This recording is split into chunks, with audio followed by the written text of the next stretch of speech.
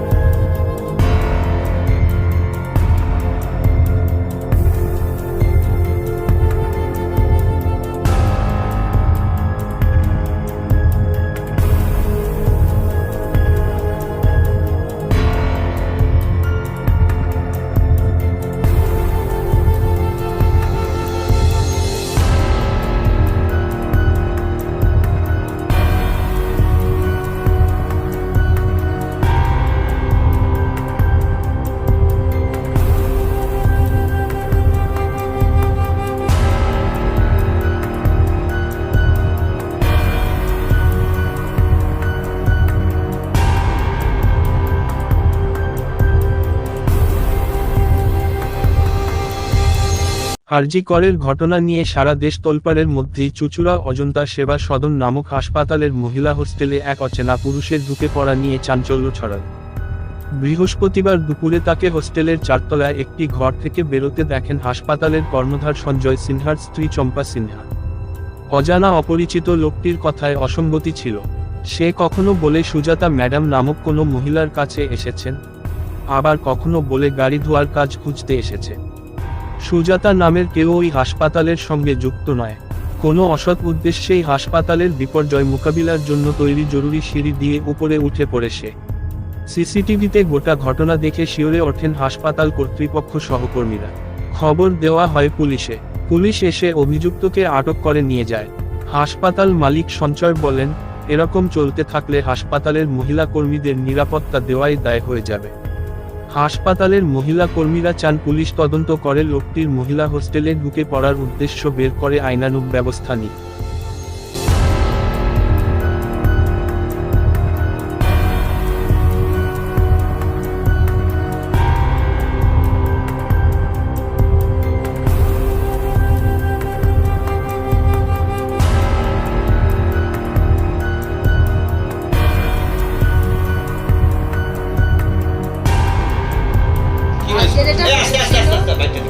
আমি দুপুরবেলা লাঞ্চ করার জন্য উপরে যাচ্ছিলাম, সেই মুহূর্তে দেখি একজন ইতস্ততভাবে ঘুরে বেড়ায় এবং উপরের একটি ঘর থেকে বেরিয়ে পেছনের দরজা দিয়ে বেরোবার চেষ্টা করে।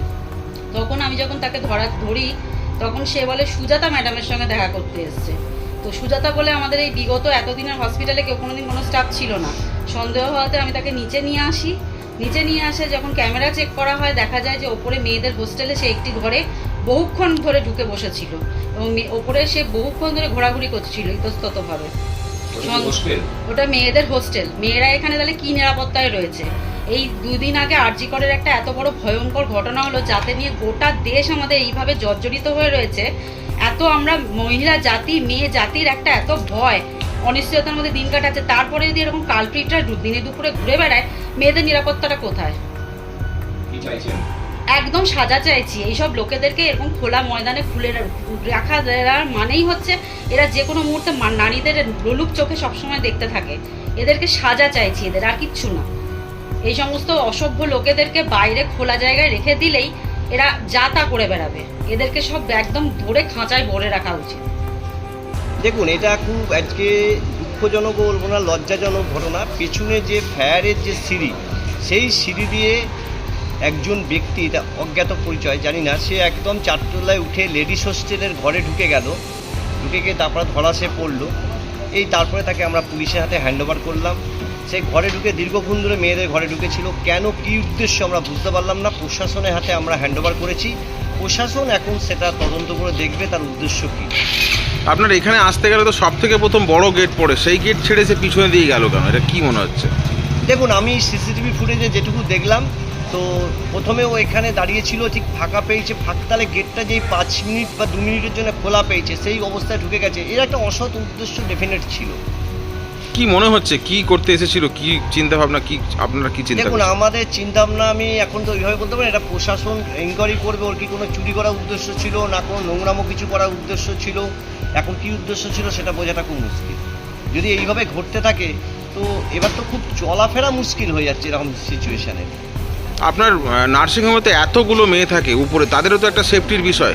ডেফিনেট, সেটাকে নিয়ে অবশ্যই চিন্তিত আমরা আছি। গেটে তালা থাকে, ফ্রন্টে সিকিউরিটি ফ্রন্ট দিয়ে ঢোকেনি, ফ্রন্ট দিয়ে ঢোকেনি, ব্যাক সিঁড়ি দিয়ে ঢুকেছে। সবচেয়ে বড় জিনিস যেটা, ব্যাক সিঁড়ি দিয়ে ঢুকেছে, ফায়ারের সিঁড়ি দিয়ে ঢুকিয়ে টার্গেট করে ঢুকেছে। থানায় কেটে অভিযোগ করবেন? অবশ্যই অভিযোগ থানাকে দিয়েছি, অবশ্যই অভিযোগ করবো। এরকমভাবে এরকম অজানা একজন মানুষ এরকম ঢুকে গেছে, তাহলে আমাদের সেফটি জোনটা কোথায়? এরকম চিনি না জানি না এরকম মেয়েদের ঘরে ঢুকছে, বেশিক্ষণ থেকে রয়েছে একটা ফাঁকা ঘরে এরকম ঢুকেছে, সেই ঘরে তো মেয়েরাও থাকে, তাহলে আমাদের নিরাপত্তাটা কোথায় সেটা আমি জানতে চাই। আমরা তার মানে বাইরে কাজ করতে পারবো না, কোথাও থাকবো না, আমাদের রাস্তাঘাটে সেফটি নেই, ঘরের মধ্যে সেফটি নেই, তাহলে আমাদের সেফটিটা কোথায় এটা আমরা জানতে চাই। এই নার্সিংহোমে তো প্রথমেই একটা বড় গেট, সেটাকে বাদ দিয়ে পিছনের ছোট গেট দিয়ে ঢুকতে গেল কি? একদমই তাই, সামনের গেট দিয়ে কেন ঢোকেনি? তার যদি এনকোয়ারি থাকে, কিছু থাকে, তাহলে সে সামনের গেট দিয়ে ঢুকবে, সে পেছনের গেট দিয়ে কেন ঢুকবে? আপনাদের হোস্টেলটা কতলায়? 4 তলায়। একদম 4 তলায় উঠে গেছে? একদম 4 তলায় পেছনের সিঁড়ি দিয়ে উঠে গেছে। রুমে ঢুকেছিল? হ্যাঁ। কি বলবেন, এইরকম একটা আর্জিকর কাণ্ড দেখছেন, তারপরেই এই ধরনের ঘটনা ঘটলো? আমরা এটাই বলবো যে তাহলে আমাদের নিরাপত্তাটা কোথায়, আমরা সেটাই জানতে চাই যে এরকম ভাবে তাহলে আমরা কোথাও সেফ নই, আমরা রাস্তাঘাটে চলাচল করতে পারবো না, কোথাও গিয়ে কাজ করতে পারবো না, বাড়িতে থাকতে পারবো, কোথায় থাকবো, ওটা কোথায় তাহলে? ঘটনা বলতে আজকে দুপুরবেলায় হঠাৎ করে একজন অচেনা অপরিচিত লোক পিছনে সিঁড়ি দিয়ে, সামনে এমার্জেন্সি থাকায়, সামনে বড় গেট থাকা সত্ত্বেও পিছন দিয়ে গেট দিয়ে একটা অপরিচিত লোক লেডিস হোস্টেলের 4 তলায় আছে আমাদের, ওইখানে চলে যায়। তো ওইখানে ইতস্ততভাবে ঘোরাফেরা করতে দেখায়।